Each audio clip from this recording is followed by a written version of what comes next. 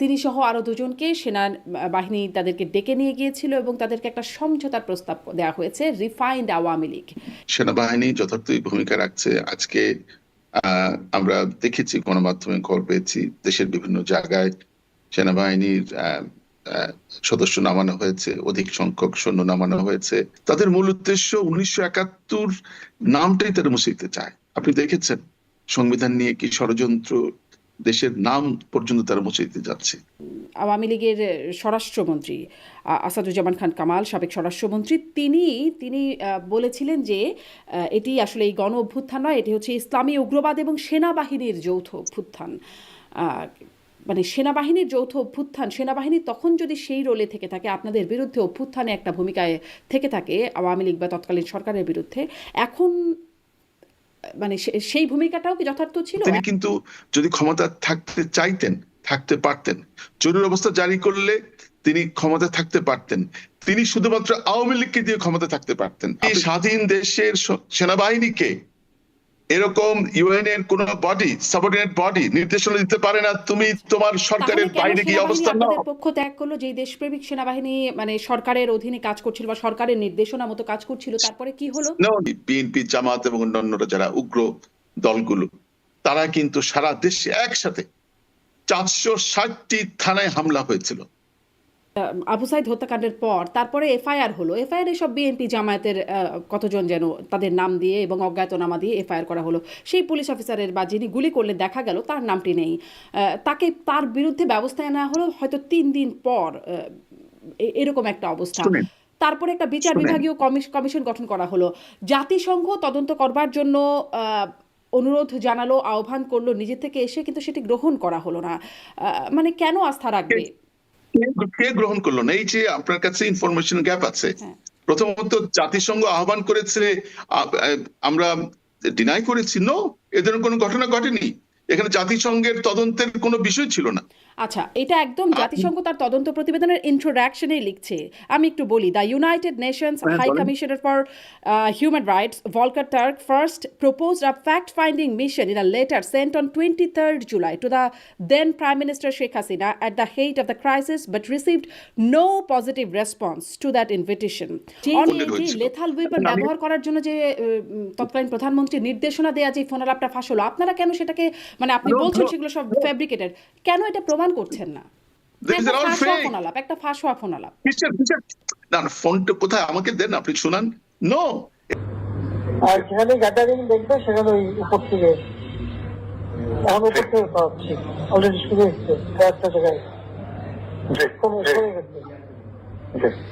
মোহাম্মদপুর থানার দিকে মনে হয় যাচ্ছে একটা, থানার দিকে। হ্যাঁ হ্যাঁ, তোকে পাঠায় দিই রাত্রে। আপনার নির্দেশনা লাগবে? আমার নির্দেশনা দেওয়া আছে, ওপেন নির্দেশনা দিয়ে দিচ্ছে। এখন লেটার লিখবেন, ব্যবহার করবে। প্রশ্ন করছিলাম আসলে তদন্তটা কি হলে, কোথা থেকে হলে? কারণ আপনারা যে তদন্ত বা আপনাদের সরকার যে তদন্ত করছিল, তার উপরে মানুষ কি করে বিশ্বাস রাখবে, যেখানে আপনারাই একটা পক্ষ, আপনাদের সরকার পক্ষ, পুলিশ বাহিনী পক্ষ, যারা তদন্ত করবে তারাই যখন পক্ষ। আবার এই বাংলাদেশে আমরা দেখতে চেয়েছিলাম, আর উপদেষ্টা, প্রধান উপদেষ্টা, তিনি অনর্গল মিথ্যা কথা বলছেন। আপনার কাছ থেকে আসলে সম্প্রতি সময়ে অনেক রকম গুঞ্জন, অনেক খবর বাতাসে ভেসে বেড়াচ্ছে। অনেকগুলো বিষয়ে আপনার কাছ থেকে জানবার চেষ্টা করব। শুরু করি যে একটা গুঞ্জনের মধ্যে জানা যাচ্ছে যে আওয়ামী লীগ নেত্রী শেখ হাসিনা তিনি মার্চ এপ্রিলের মধ্যেই দেশে ফিরবেন। এটি কি শুধু গুঞ্জন নাকি এর বাস্তবতা আছে? না, দেখুন, জাতির পিতা বঙ্গবন্ধু শেখ মুজিবুর রহমানের জ্যেষ্ঠ কন্যা আমাদের মাননীয় প্রধানমন্ত্রী শেখ হাসিনা, তিনি তো অবশ্যই দেশে ফিরবেন, এবং সেটার দিন তারিখ আমি ঠিক এই মুহূর্তে জানি না, কিন্তু তিনি দেশে ফিরবেন। কারণ এ দেশের জন্য তার বাবা জীবন দিয়েছেন, তিনি এই দেশের জন্য বহু বছর কাজ করেছেন, রাষ্ট্রনায়ক হিসাবে গণতান্ত্রিক সংগ্রামে নেতৃত্ব দিয়েছেন। তিনি তো দেশে ফিরে যাবেন ইনশাল্লাহ। আচ্ছা, তার মানে ঠিক সুনির্দিষ্ট কোনো দিনক্ষণ নাই যে একটা বাতাসে ভেসে বেড়াচ্ছে মার্চের মধ্যে বা এপ্রিলের মধ্যে ফিরবেন, এটির আসলে খুব ভিত্তি নেই?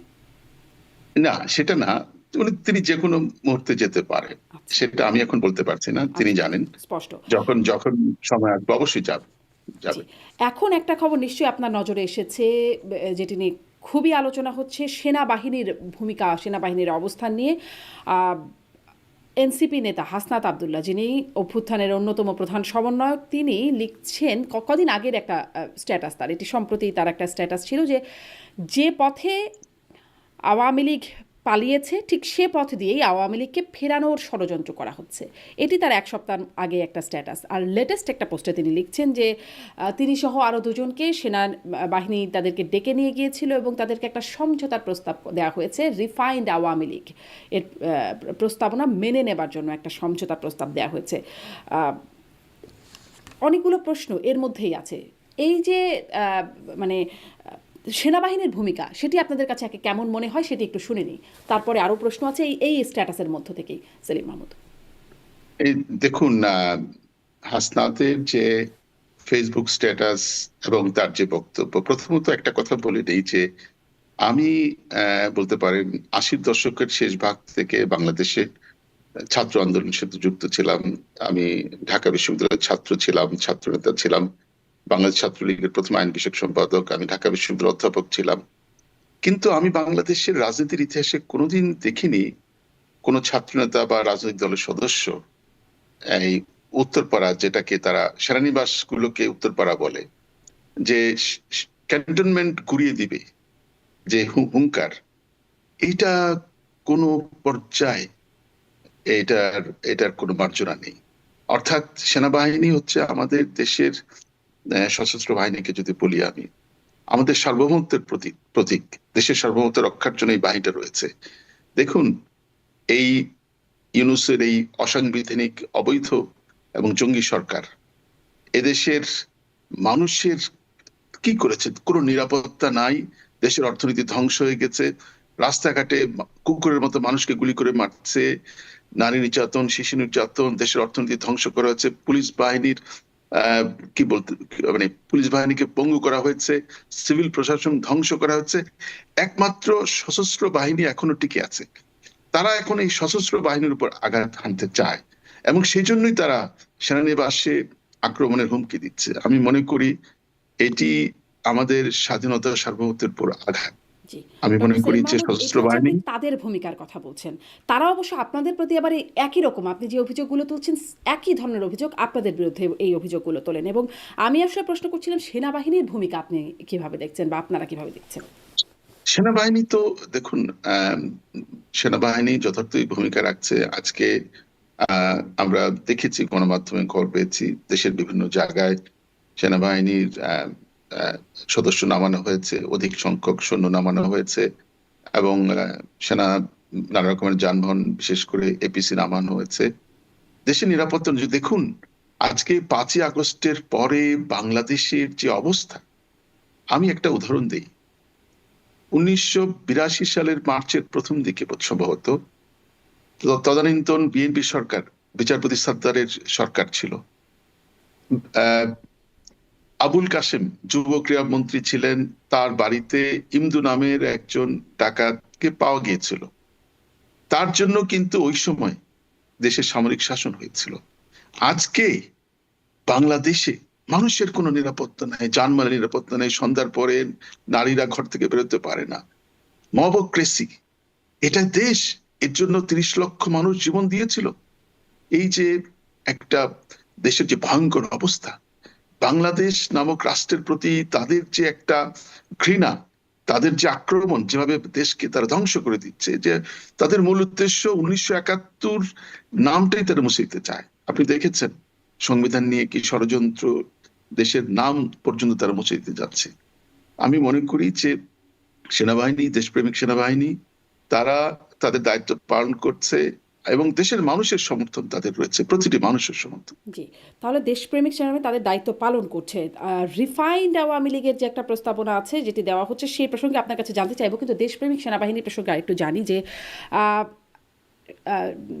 আওয়ামী লীগের স্বরাষ্ট্রমন্ত্রী আসাদুজ্জামান খান কামাল, সাবেক স্বরাষ্ট্রমন্ত্রী, তিনি বলেছিলেন যে এটি আসলে এই গণ অভ্যুত্থান নয়, এটি হচ্ছে ইসলামী উগ্রবাদ এবং সেনাবাহিনীর যৌথ অভ্যুত্থান। মানে সেনাবাহিনীর যৌথ অভ্যুত্থান, সেনাবাহিনী তখন যদি সেই রোলে থেকে থাকে, আপনাদের বিরুদ্ধে অভ্যুত্থানে একটা ভূমিকায় থেকে থাকে আওয়ামী লীগ বা তৎকালীন সরকারের বিরুদ্ধে, এখন মানে সেই ভূমিকাটাও কি যথার্থ ছিল? এখন আপনি বলছেন যে যথার্থ ভূমিকায় পালন করছে, তাহলে সেনাবাহিনী কি আগা করে যথার্থ ভূমিকায় আছে বা ছিল? আমি আমি আপনাকে বলি 5ই আগস্টে কি হয়েছিল। 5ই আগস্টে আমাদের নেত্রী বঙ্গবন্ধু কন্যা শেখ হাসিনা এদেশে যে আপনি দেখুন এই জুলাই এবং আগস্টের প্রথম দিকে আপনি দেখেন আপনার আহ, মার্কিন যুক্তরাষ্ট্রের পৃথিবীর সবচেয়ে প্রতাপশালী রাষ্ট্র মার্কিন যুক্তরাষ্ট্রের স্বয়ং প্রেসিডেন্ট কি বলছেন, সে $29 মিলিয়ন কিভাবে খরচ করা হয়েছে, কাকে দিয়েছে, সেটা তিনি কিন্তু ব্যাখ্যা দিচ্ছেন। সেই কথাগুলো কিন্তু আমাদের নেত্রী দীর্ঘদিন ধরে বলে আসছেন, আমরাও বলে আসছি।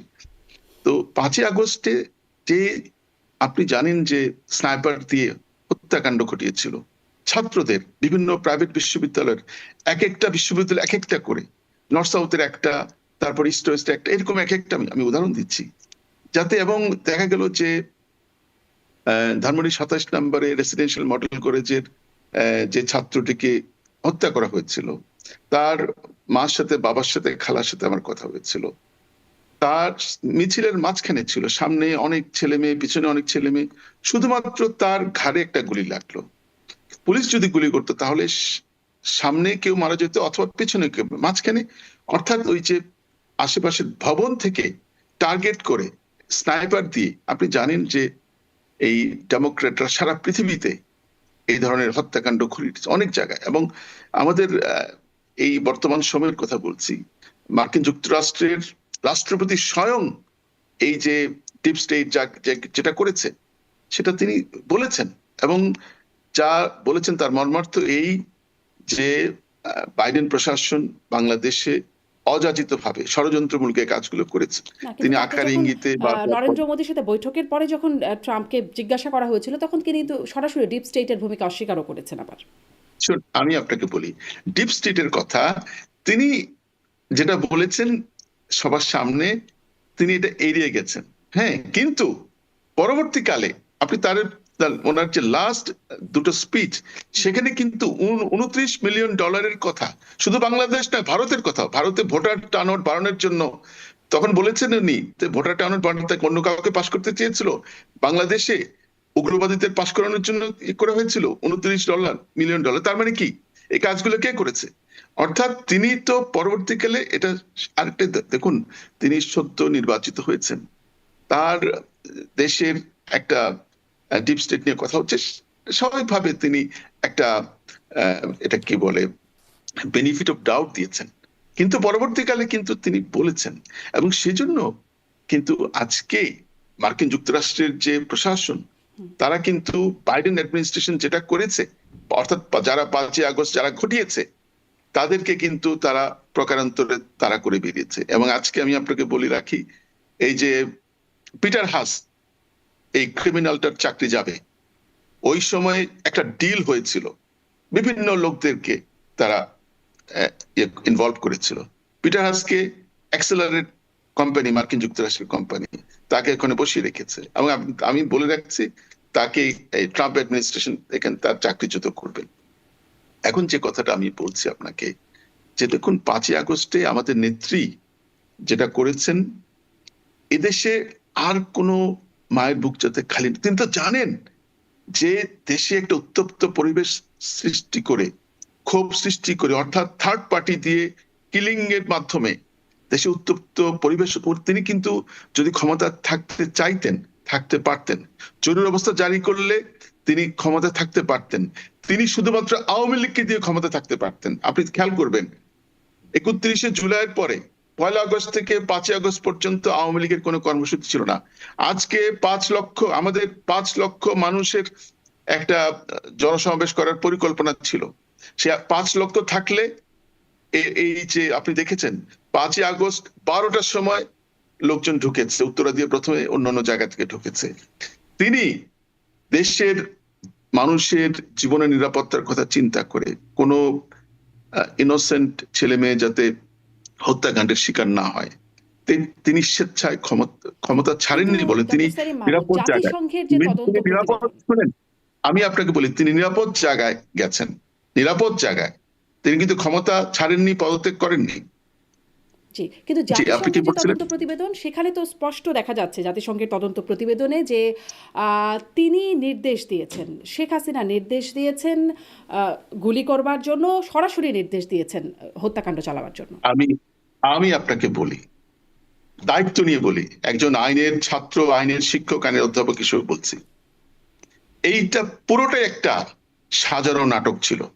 জাতিসংঘের যে তদন্ত প্রতিবেদন, এই তদন্ত প্রতিবেদন নিয়ে আমরা একটা বিস্তারিত, বাংলাদেশ আওয়ামী লীগের পক্ষ থেকে বিস্তারিত প্রতিবেদন রিজয়েন্ডার দিয়েছি, প্রতি প্যারা ওয়াইজ। আমরা প্রথমত হচ্ছে তারা, এটা আমি বলতে পারি দায়িত্ব নিয়ে, এটা এই ইউনুস যে গভর্নমেন্ট, মানে so-called government, interim government, unconstitutional government, তারা যেভাবে চেয়েছে, এবং সেই যে রেজিম চেঞ্জের অংশ হিসেবে আপনি দেখুন তার কথায়, কার কথায়, এই OHCHR এর, অর্থাৎ অফিস অফ দি আপনার High Commission for Human Rights, UN এর বলকার টার্কের কথা আপনি খেয়াল করুন। টার্ক ইন্টারভিউ দিয়েছে যে বাংলাদেশে আমরা সেনাবাহিনীর উপর আমরা প্রভাব বিস্তার করেছি, তাদেরকে ওয়ার্নিং দিয়েছি, তোমরা যদি এই ছাত্রদের বিরুদ্ধে অবস্থান করো, সরকারের পক্ষে অবস্থান নাও, তাহলে তোমাদের UN এর এই যে ট্রুপ সেন্ডিং মিশন থেকে আমরা তোমাদেরকে বাদ দেব। খেয়াল করুন, বাংলাদেশ আর্মি এটাকে ডিনাই করেছে ISP এর মাধ্যমে। অর্থাৎ বাংলাদেশ আর্মি বলছে যে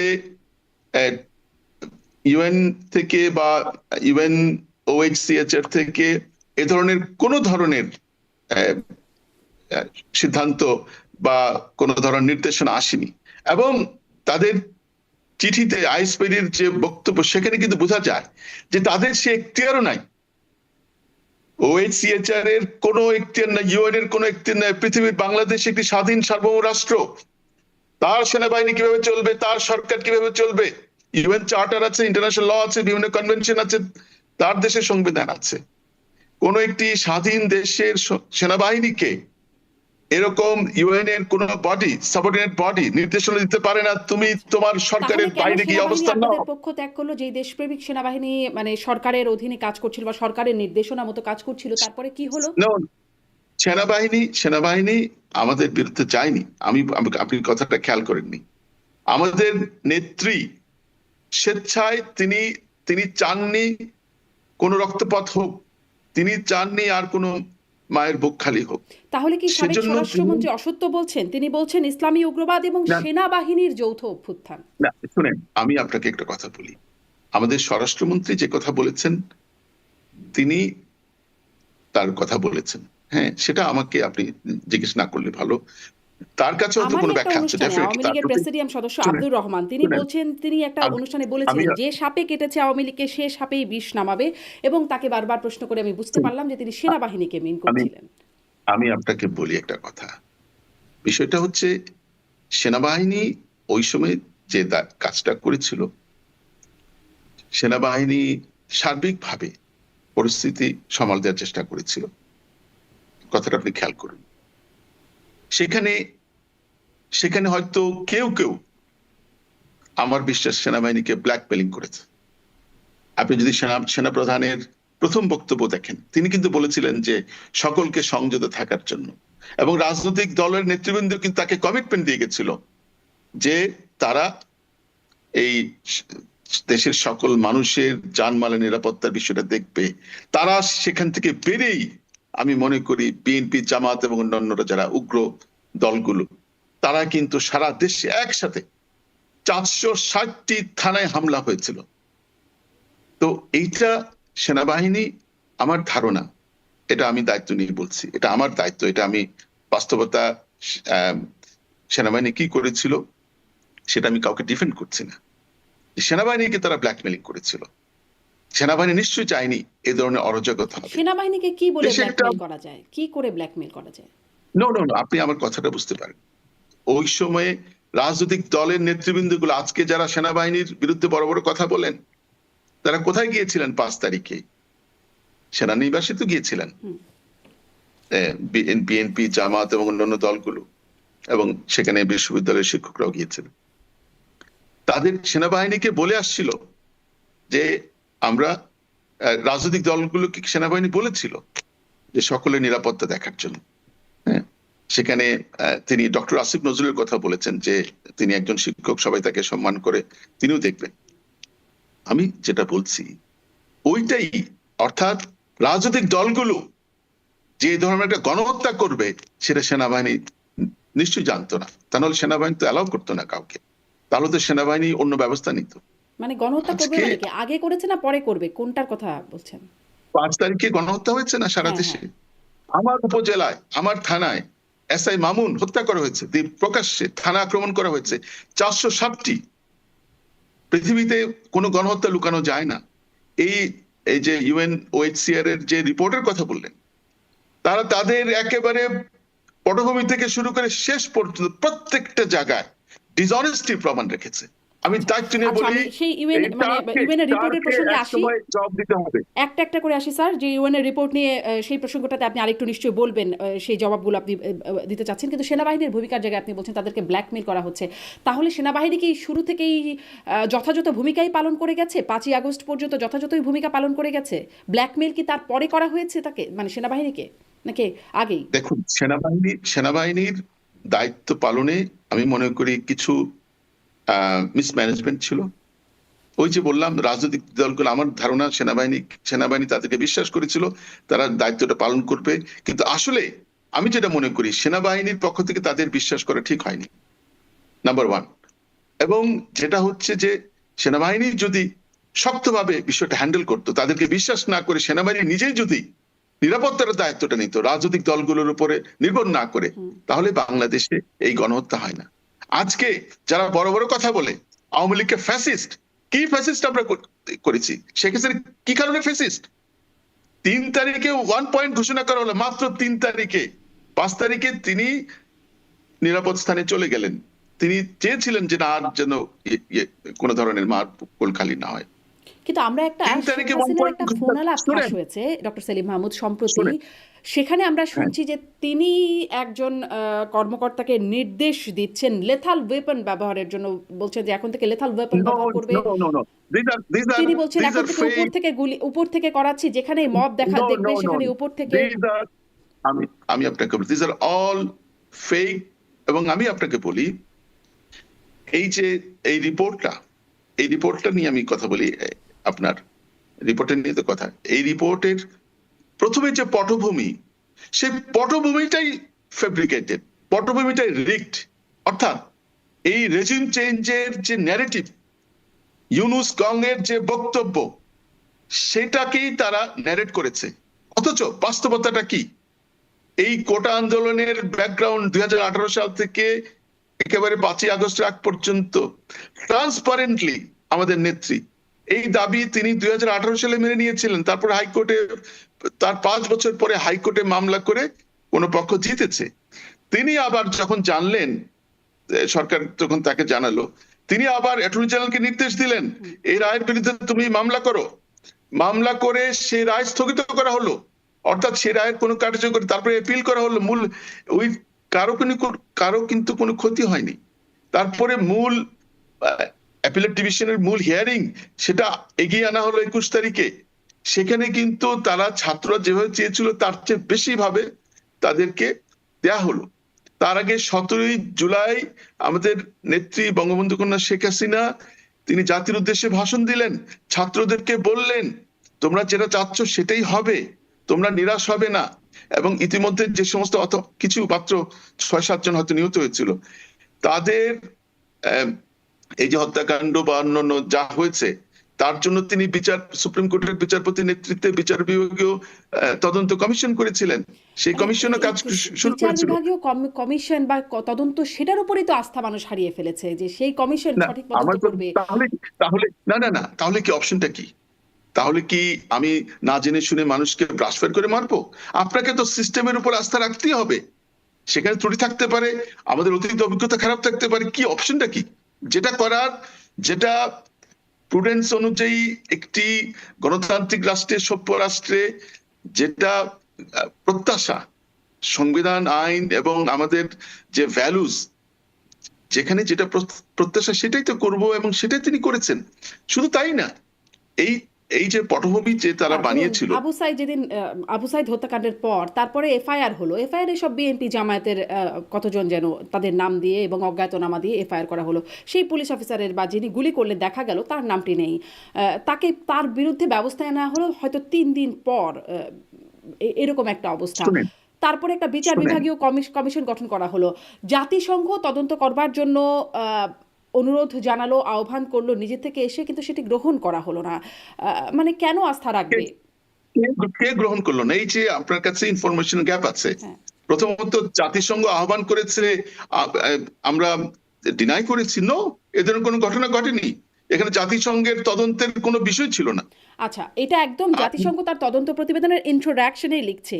আমি একটু বলি, the United Nations High Commissioner for Human Rights Volker Türk first proposed a fact-finding mission in a letter sent on 23rd July to the then Prime Minister Sheikh Hasina at the height of the crisis, but received no positive response to that invitation. On 14th August 2024, Dr. Mohammad Yunus, Chief Advisor to the interim government, requested OHCR to conduct. এটা হচ্ছে একদম introduction. শুনেন, তার এর report is a rigged one. প্রথমত বাংলাদেশ সেনাবাহিনী, doctor Mohammad, যে কেন তারা রিগড প্রতিবেদনটা দেবে, উদ্দেশ্য কি? Because it's bias, they are purchased, they are bias, they are purchased. টাকা দিয়ে পৃথিবীতে ওয়েস্টার্ন ওয়ার্ল্ডে, আপনি পড়াশোনা করেছেন, আমি তো পিএইচডি করেছি। লবিস্ট যে কথাটা, কনসেপ্টটা কোথেকে আসছে? ওয়েস্টার্ন ওয়ার্ল্ড থেকে। দে আর অল পারচেজড।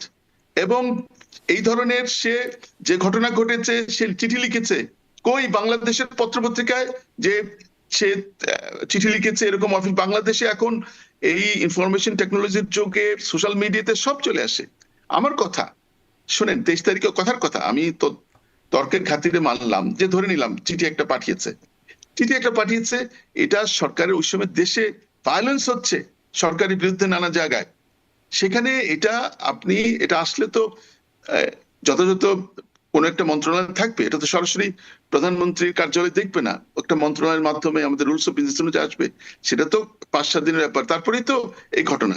সেটা তো বড় কথা না। এটা হচ্ছে আমি কেন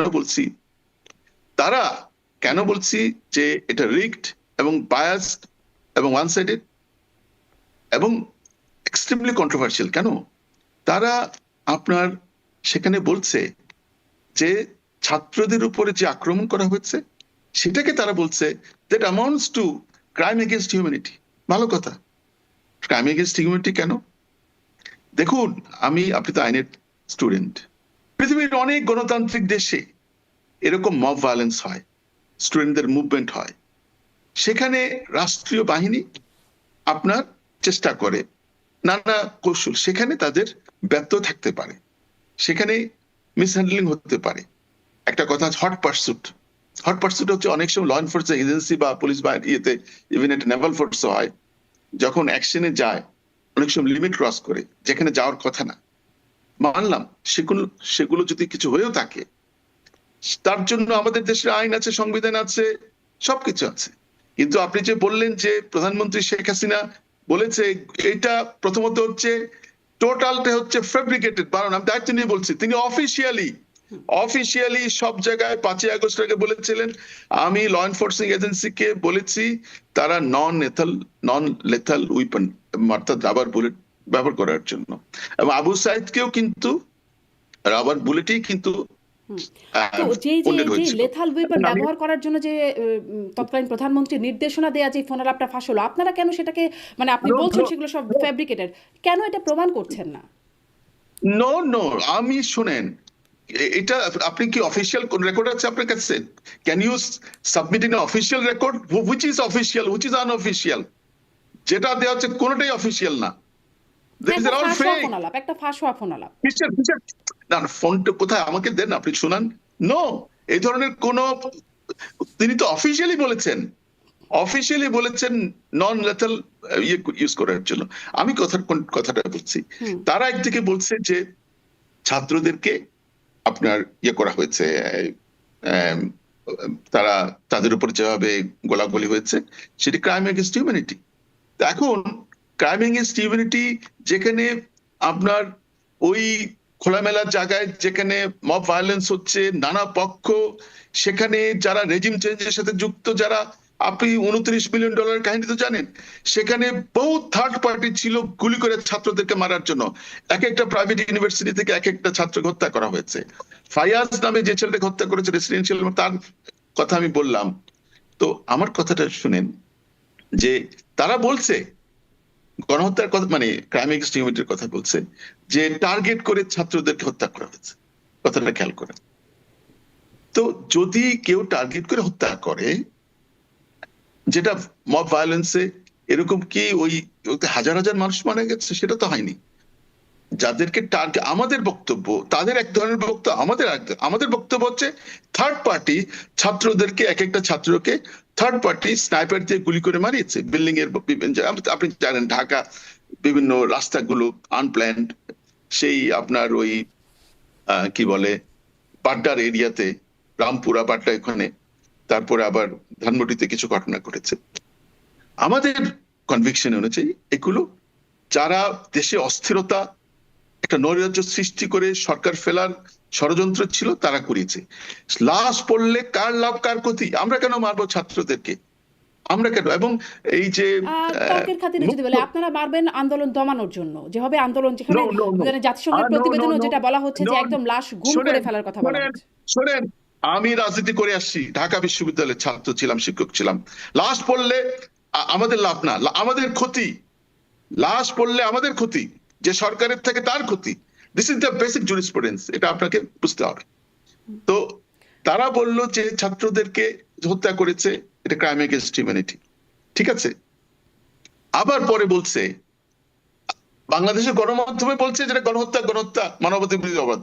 আবার সেখানে রিপোর্টে বলা হচ্ছে যে না, সেটাকে আন্তর্জাতিক মানদণ্ড অনুযায়ী সেটাকে প্রমাণ করা যাবে না, কারণ ক্রিমিনাল জাস্টিস সিস্টেমে ক্রাইম এগেইনস্ট হিউম্যানিটি বা যে কোনো ক্রাইমের যে টেস্ট করার যে লেভেল, সেটাতে আমরা করিনি। কারণ যে ধরনের ইনভেস্টিগেশন করা হয়েছে, সেটা আদালতে যেভাবে ক্রিমিনাল জাস্টিস সিস্টেমে অপরাধ প্রমাণ করার যে মেথোডলজি, সেটা প্রয়োগ করা হয় নাই। সেখানে ফার্দার ইনভেস্টিগেশন, ফার্দার প্রুফের দরকার হবে, হ্যাঁ, আন্তর্জাতিক মানদণ্ড অনুযায়ী। তাহলে কেন ইন্টারন্যাশনালি বলা হলো যে ক্রাইম এগেইনস্ট হিউম্যানিটি? সেটা তো, তারা তো স্ববিরোধী। একদিকে বলছে এটা হয়েছে, আরেকদিকে বলছে হয় না। এটা বলছে আদালতে প্রমাণ করতে হবে, আমাদের কাছে সে মেকানিজম, কিন্তু এটা আদালতে প্রমাণ করার জন্য সাক্ষ্য হিসেবে যথেষ্ট না। তাদের বক্তব্যটা অনেকটা এরকমই। হ্যাঁ, সাক্ষ্য যথেষ্ট না, মানে প্রমাণিত হয়নি, আরো ফার্দার প্রমাণ লাগবে। নাম্বার ওয়ান, ঠিক আছে, আপনি একটা আন্তর্জাতিক ইউএন বডির একটা সাবঅর্ডিনেট একটা অফিস, সারা পৃথিবী তো আপনার কাছে, আপনার তো জুরিসডিকশন পৃথিবীর, আপনার সদস্য রাষ্ট্র সব জায়গায় আপনি ইন্টারন্যাশনাল ল এবং জাস্টিস, ইকুইটি এন্ড গুড কনসায়েন্সের যে প্রিন্সিপাল, সেটা আপনি মেনে চলবেন। এই যে প্রতিষ্ঠানটা, তার নিজের তার যে কনস্টিটিউশন, প্রথমত ইউএন চার্টার, তারপরে তার যে রেগুলেটরি ফ্রেমওয়ার্ক, সেটা হচ্ছে UDHR, Universal Declaration of Human Rights, International 1948 এর, 1966 এর International Covenant on Civil and Political Rights, সবগুলো ভায়োলেট করে তারা রিপোর্ট দিয়েছে। কিভাবে আমি প্রমাণ করি? আপনি একদিকে গায়ের জোরে বলছেন যে ছাত্রদের যে ঘটনাটা, সেটা ক্রাইম এগেইনস্ট হিউম্যানিটি, আবার আরেকদিকে বলছেন যে না, সেটা প্রমাণিত হয়নি, আরো প্রমাণ লাগবে, সুতরাং এটা মিনিংলেস। আবার 5 তারিখের ইমিডিয়েট আগে এবং 5 তারিখের পর থেকে কয়েকদিন দেশে যে গণহত্যা হলো, 1950 সালের যে গণহত্যা কনভেনশন, ডেফিনিশন কি বলা আছে? গণহত্যা হচ্ছে সেটাকে গণহত্যা, যে কোনো একটি দেশের বা কোনো একটা সমাজের নির্দিষ্ট কোনো গোষ্ঠী, গোত্র, কোনো গ্রুপ, এটা ধর্মীয় হতে পারে, জাতিগত, নানা, কোনো পার্টিকুলার গ্রুপকে টার্গেট করে হত্যাকাণ্ড সহ তাকে নিঃশেষ করার যে কোনো রকমের টর্চার বা অন্যান্য কাজকে গণহত্যা বলে। এই যে পুলিশ বাহিনীকে 460টা থানায় একসাথে আক্রমণ করে প্রেগনেন্ট নারী পুলিশ সদস্য সহ অসংখ্য পুলিশকে যে গুলি করে মারলো, ব্রাশ ফায়ার করে মারলো, তাদের অস্ত্র দিয়ে মারলো, পুড়িয়ে মারলো, আওয়ামী লীগের নেতা কর্মীদেরকে যেভাবে মারলো সারা দেশে, এটি গণহত্যা না? সেখানে তারা তাদের রিপোর্টটা সাইলেন্ট, সেখানে তারা একটা ডিফেন্সিভ কথা বলছে, অর্থাৎ তাদেরকে সাপোর্ট করে বলছে যে এটা রিটেলিটরি ভায়োলেন্স, এটা revenge violence. Revenge violence, revenge তার মানে কি হয়েছে? সারা দেশে কি আক্রমণ হয়েছিল? নো। মব ভায়োলেন্স যেটা হয়েছে ঢাকায় হয়েছে, সারা দেশে একটা ঢাকার বাইরে হচ্ছে কিছু জায়গায় হয়েছে, কিন্তু সারা দেশে একসাথে 460টা থানায় আক্রমণ করা হলো, গণহত্যা চালানো হলো। ডক্টর সেলিম মাহমুদ, তার মানে দুটোই হয়েছে, কিন্তু আপনাকে সেটি আমি একটু জিজ্ঞাসা করছিলাম। সেখানে রিভেঞ্জ ভায়োলেন্স হিসেবে এটাকে গণ্য করে সেটাকে এক ধরনের ইন্ডেমনিটি দেওয়ার যে তাদের যে প্রবণতা, আবার আরেক দিকে তারা শেখ হাসিনার কথা বলছে, আওয়ামী লীগ এবং শেখ হাসিনার যে সর্বোচ্চ নেতৃত্ব, আমি দায়িত্ব নিয়ে বলছি, আওয়ামী লীগের সর্বোচ্চ নেতৃত্ব কেন কোন পর্যায়ের নেতৃত্ব থেকে এ ধরনের কোন নির্দেশনা দেয়নি গুলি করার জন্য। সেই ফোনার আপনার শোনাতে, আমি একটু আপনাকে একটু শোনাই, আপনি একটু শোনেন। এখন লেখা লিখবেন, ব্যবহার করবে, যেখানে পাবে সেটা গুলি করবে, হেলিকপ্টার কয়েক জায়গায়। তবে কিছু ছবি দেখে পাকড়াও করা যায় না রাতের মধ্যে? সবগুলিকে অ্যারেস্ট করতে বলছি রাত্রে। হ্যাঁ, পাকড়াও করলে না, ওটা বলা হয়নি, ওটা র্যাব জিএফআই সবাইকে বলা হচ্ছে যে যেখান থেকে টিকাটা পারবো ধরে ফেলবে, ওটা বলা হয়। আর যেখানে গ্যাদারিং দেখবে সেখানে ওই উপর থেকে, এখন উপর থেকে পাচ্ছি, অলরেডি শুরু হচ্ছে কয়েকটা জায়গায় কমে গেছে। মোহাম্মদপুর থানার দিকে মনে হয় যাচ্ছে একটা থানার দিকে। হ্যাঁ, তোকে পাঠায় দিই রাত্রে। জি, তবে আপনার নির্দেশনা লাগবে। আমার নির্দেশনা দেওয়া আছে, ওপেন নির্দেশনা দিয়ে দিচ্ছে। এখন লেখা লিখবেন, ব্যবহার করবে, যেখানে পাবে সেটা গুলি করবে। এটা দিয়ে কিছুই বোঝা যায় না। এটা দিয়ে অনেক ধরনের আজকাল এআই তে অনেক কিছু বানানো যায়, ইভেন ভিডিও বানানো যায়, এটা তো ভয়েস তো কিছুই না। এখন উনি যদি বলেন, আমি আপনাকে দায়িত্ব নিয়ে বলি, উনি যদি বলেন যে হ্যাঁ তোমরা শুধু নন লেথাল ওয়েপন ইউজ করো, ইজি, এটা কয়েক সেকেন্ড লাগবে আজকাল আমাদের ছেলে মেয়েদের ওই নন শব্দটা ডিলিট করে বাকিটা এডিট করতে। It's all about editing. তিনি এটা বলেননি, তার বলার কথা না, কারণ আমরা শেষ দিনগুলোতে আমি ব্যক্তিগতভাবে তার সাথে ছিলাম। তাহলে আপনারা এগুলোকে চ্যালেঞ্জ, যদি তাই হয়, জাতিসংঘের তদন্ত প্রতিবেদন যা বলছে, এই ফোনালাপগুলোতে যা শোনা যাচ্ছে, অনেক মিল পাওয়া যাচ্ছে, মানে আপনারা তো এগুলোকে চ্যালেঞ্জও করছেন না, যেটা ঠিক না। এই ধরনের বিষয় তো জনজনে পৌঁছে গেছে। চ্যালেঞ্জ আমরা করেছি। বাংলাদেশ আওয়ামী লীগ থেকে 13 পৃষ্ঠার প্যারাওয়াইজ রিজয়েন্ডার স্টেটমেন্ট গেছে, এবং সেটা আমরা আনুষ্ঠানিকভাবে আমার ছাত্র কি ধরনের তদন্ত হলে বিশ্বাস করতেন? জাতিসংঘের প্রতিবেদনকে আপনারা একদম অস্বীকার করছেন, কি হলে বিশ্বাস? নো, আমরা অস্বীকার করছি, লিসেন, আমরা অস্বীকার করছি সাবজেক্টিভলি, অবজেক্টিভলি। আপনি এটা স্টেট ওয়েতে আমার কথা ডিনাই করার কোনো সুযোগ নাই। আপনি ল স্টুডেন্ট, আমি ল স্টুডেন্ট। আমি আপনাকে বলি কেন আমরা অস্বীকার করছি। প্রতিটা জায়গায় তারা বায়াস, অর্থাৎ ওয়ান সাইডেড।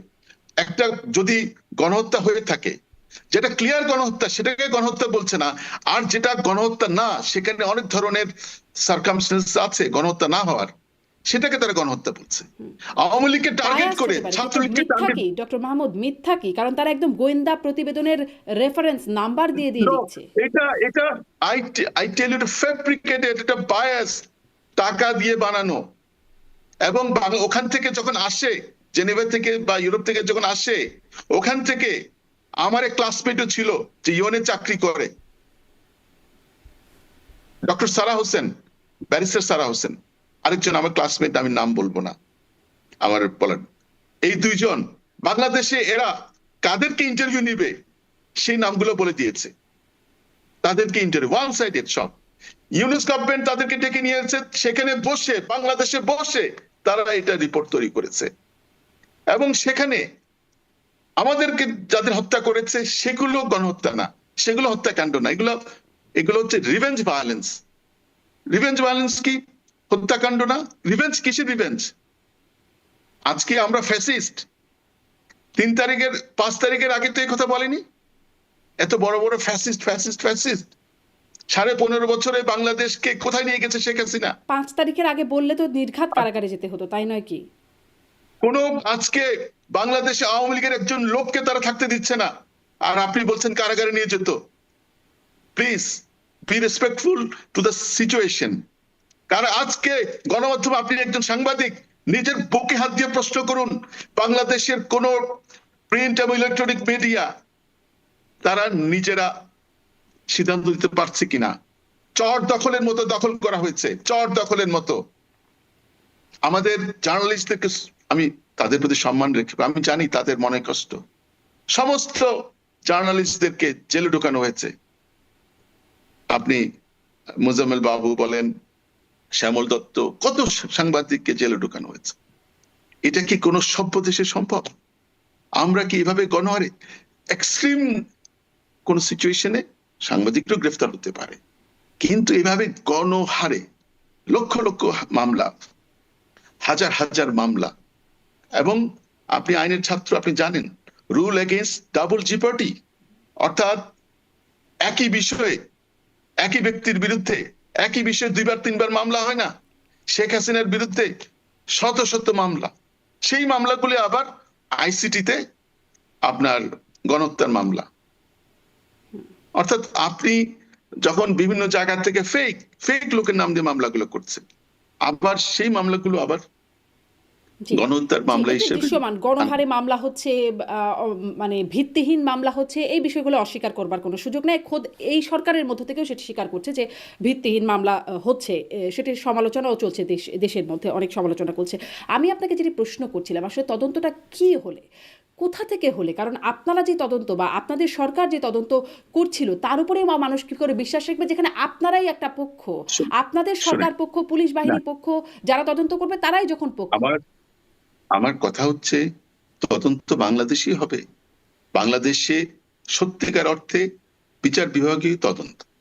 আমাদের অনেক বিচারক আছে নিরপেক্ষ, অনেক বিচারক আছে মেধাবী, দেশপ্রেমিক, সৎ, অনেক বিচারক আছে, তাদেরকে দিয়ে করেন। কিন্তু দেশে তো সব উল্টে যায়। যেই আপনারা ক্ষমতা থেকে চলে গেলেন, সব শেষ হয়ে গেল। 21শে আগস্ট থেকে শুরু করে 10টা কষ্ট মামলা, খালেদা জিয়ার মামলার রায়, ডক্টর ইউনূসের মামলার রায়, তারেক রহমানের মামলার রায়, পঞ্চদশ সংশোধনী, সব শেষ হয়ে গেল। আবার আপনারা যদি কোনোভাবে আসেন, আবার সব নিশ্চয়ই উল্টে যাবে ব্যাপারগুলো। যেটা না, আমরা এগুলো করিনি। হ্যাঁ, আপনি বলতে পারেন যে আমরা কি সব কাজ ভালো করেছি, কিছু ভুল তো ছিল, স্বাভাবিক, যে কোনো সিস্টেমে কিছু ভুল থাকবেই। কিন্তু আমরা গণহারে মানুষকে এরকম, শুধু আজকে আওয়ামী লীগের নেতা কর্মী সমর্থক নয়, যারা ভোটার, তাদের উপর আক্রমণ হচ্ছে। আপনি যাই আজকে সন্ধ্যার সময় দেখলাম আওয়ামী লীগের মিছিল থেকে এক ছাত্রীকে, এক নারীকে কিভাবে তাকে টর্চার করছে, ভিডিও আবার যারা টর্চার করছে তারা আবার সোশ্যাল মিডিয়ায় দিচ্ছে। এই বাংলাদেশে আমরা দেখতে চেয়েছিলাম। আর উপদেষ্টা, প্রধান উপদেষ্টা, তিনি অনর্গল মিথ্যা কথা বলছেন। বাংলাদেশে ল অ্যান্ড সিচুয়েশন আগের চেয়ে বেটার, কোন ধরনের ডেক্লারেশন হয়নি। মানুষ হাসে, এবং হাসারও সে সময় নেই, সে মানসিকতার কারণে মানুষের মধ্যে যে একটা চাপা ক্ষোভ, চাপা উত্তেজনা, এটা কিন্তু কতদিন আপনি চাপা দিয়ে রাখবেন? আর যেটা হচ্ছে যে এই রিপোর্টটা টোটালটাই হচ্ছে একটা বায়াস, এবং প্রত্যেকটা জায়গায়, যেমন আমি আপনাকে বলি যে সেই রিপোর্টের ওই যে বৈষম্যমূলক যে ব্যবস্থাটা, সেখানে Universal Declaration of Human Rights 1940, 1966 এর যে International Community Civil and Political Rights এর যে ক্লজ গুলো আছে, তারা নিজেরাই ভায়োলেট করেছে। কিভাবে?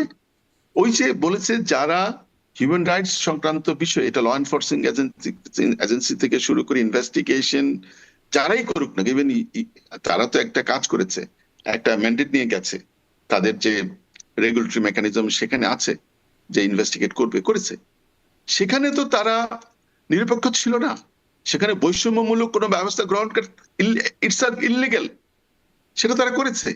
অর্থাৎ আওয়ামী লীগের নেতা কর্মী সমর্থক এবং মাইনরিটি, রিলিজিয়াস মাইনরিটি, তাদের উপর যে অপারেশন নিপ্রেশন, সেগুলোকে তারা আড়াল করে রাখছে, আর অন্যগুলোকে তারা ফুলি ফাঁপিয়ে সেটাই তাদের এই আমি বলবো, আমি জানি না তাদের শপথের কোনো বিষয় আছে কিনা, মানে এটা তাদের স্পষ্ট, যে আপনাদের অবস্থান একদমই স্পষ্ট, একদমই আপনি স্পষ্ট করেছেন যে তাদের এই রিপোর্টটা একটা বায়াসড রিপোর্ট, যেটাকে আপনারা অস্বীকার ইতোমধ্যেই করেছেন। তারা তাদের রিপোর্টের সাপেক্ষে তথ্য দিচ্ছে, কিছু ভিডিও ফুটেজ দিচ্ছে, ছবি দিচ্ছে, আমরাও গণমাধ্যমে অনেক দেখেছি। আপনারা যখন তদন্ত করবেন বা আপনাদের যে তদন্ত কথা, আপনাদের কাছে আসলে কি আছে যে মানে আমাদের কাছে হাজার হাজার শত শত তথ্য আছে। বাংলাদেশের গণমাধ্যম তো এখন স্থগিত আর চট দখলের মতো বন্ধ আছে, আপনি নিজেও জানেন। তো সুতরাং এটি এখন আমরা আন্তর্জাতিক গণমাধ্যম সব বিভিন্ন জায়গায় আমরা পাঠাচ্ছি, ইন্টারন্যাশনাল হিউম্যান রাইটস অর্গানাইজেশন গুলো তারা নড়েচড়ে বসেছে, তারা দেখছে এগুলো। আর এগুলো আমি মনে করি, একটা দেশে তো একটা রেজিম সারা জীবন থাকে না, সবার একটা নির্দিষ্ট মেয়াদ আছে, নির্দিষ্ট সময় আছে। সেখানে ভবিষ্যতে যারা আসবে তারা বিষয়গুলো অবশ্যই দেখবে।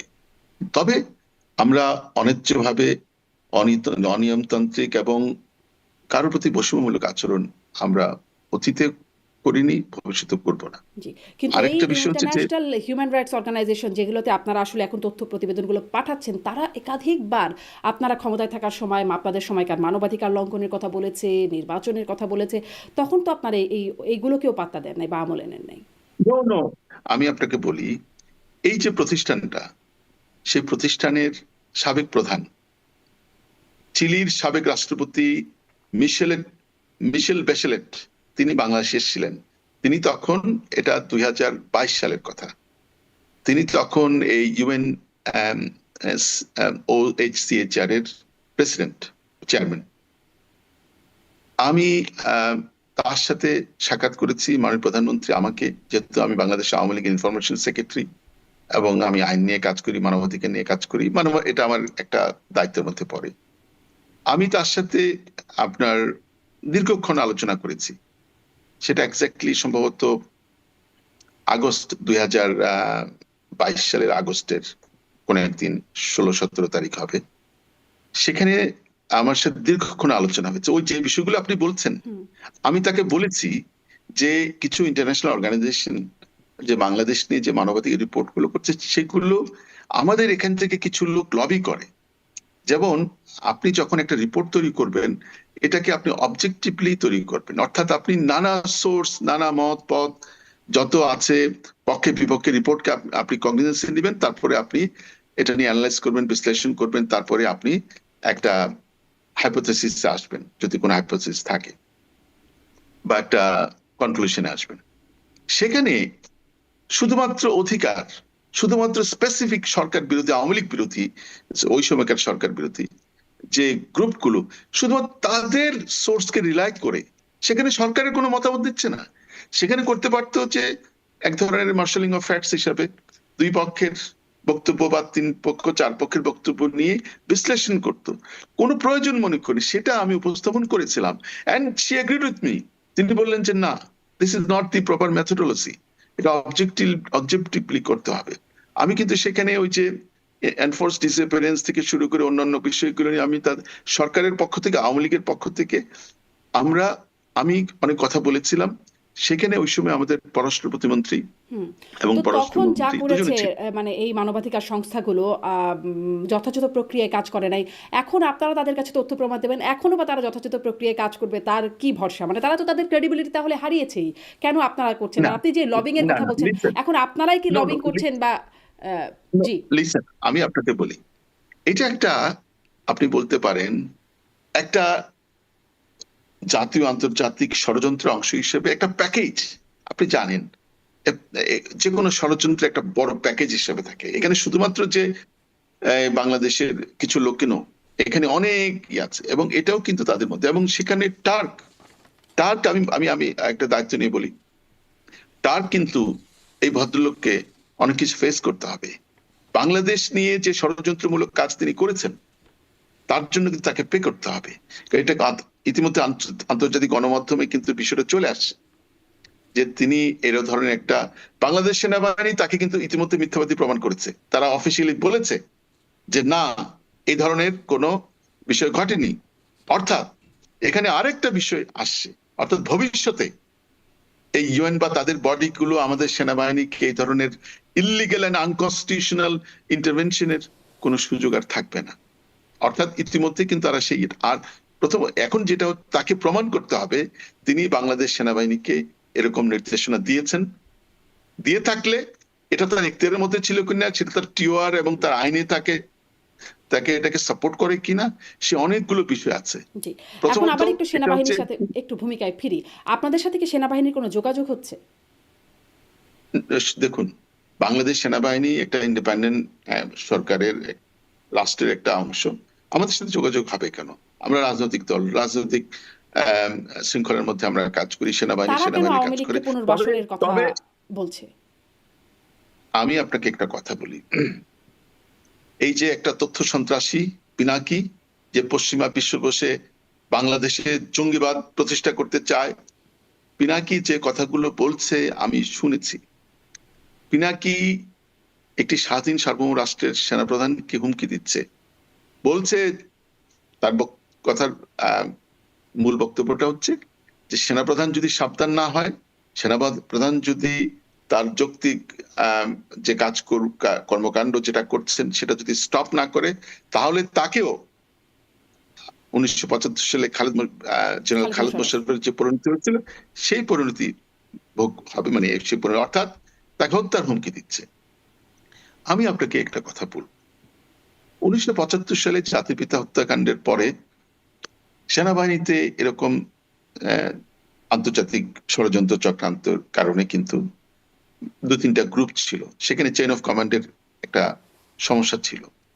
সেখানে জিয়াউর রহমান একটা গ্রুপ, খালেদ মোশাররফের একটা গ্রুপ, বা অন্যদের সৈনিকদের একটা গ্রুপ ছিল। তো সেখানে খালেদ মোশাররফকে কিন্তু ওই রকম কু কাউন্টার করতে হত্যাকাণ্ড হয়েছিল। সেটা যারা এই ধরনের উদ্ভট কথাবার্তা আজকে 21 শতকে এসে যারা বলে, সেই সময়ের ঘটনা ছিল একটা কোল্ড ওয়ার পিরিয়ডে। কোল্ড ওয়ার পিরিয়ডে আপনি জানেন সারা পৃথিবীতে এরকম খুন খারাপি হতো। আজকে 21 শতকে এসে কোল্ড ওয়ার নাই, তবে আন্তর্জাতিক ষড়যন্ত্র এখনো আছে পৃথিবীর বিভিন্ন দেশে। তবে জেনারেল ওয়াকারকে নিয়ে যে কথাটা বলছেন, জেনারেল ওয়াকার সেই সেনাবাহিনীর প্রধান যে সেনাবাহিনীর একটা সুশৃঙ্খল বাহিনী, সেখানে অতীতের মতো এরকম খুন খারাপি কু কাউন্টার হয় না, কিন্তু চেইন অফ কমান্ড ফলো করা হয়। অর্থাৎ একেবারে ওই যে জন অস্টিনের একটা কথা আছে, law is the command of sovereignty, সবকিছু কমান্ড থেকে আসে, চেইন অফ কমান্ড ফলো করে সেনাপ্রধান। তার অবশ্যই আমি বিশ্বাস করি বাংলাদেশ সেনাবাহিনী, তার বাহিনীর উপর তার সম্পূর্ণ নিয়ন্ত্রণ আছে, তার প্রতি তার বাহিনীর আনুগত্য আছে এবং দেশের প্রতি তার আনুগত্য আছে। সেনাপ্রধান এমন কোনো কাজ করবেন না যেটা বাংলাদেশের স্বাধীনতা এবং সার্বভৌমত্বের বিরুদ্ধে। সেনাপ্রধান বারবার বলেছেন ডক্টর ইউনূসকে সহযোগিতা করবার কথা, একদম 5ই আগস্টের পর থেকে তিনি বলে আসছেন ডক্টর ইউনূসকে সহযোগিতা করবার কথা, তার সরকারকে সহযোগিতা করবার কথা। সেটা তিনি তার যে লাস্ট স্পিচটা আমি শুনেছি তিনি যথার্থই বলেছেন। কারণটা হচ্ছে অনেকে তার স্পিচ নিয়ে নানা রকম কটাক্ষ করছেন।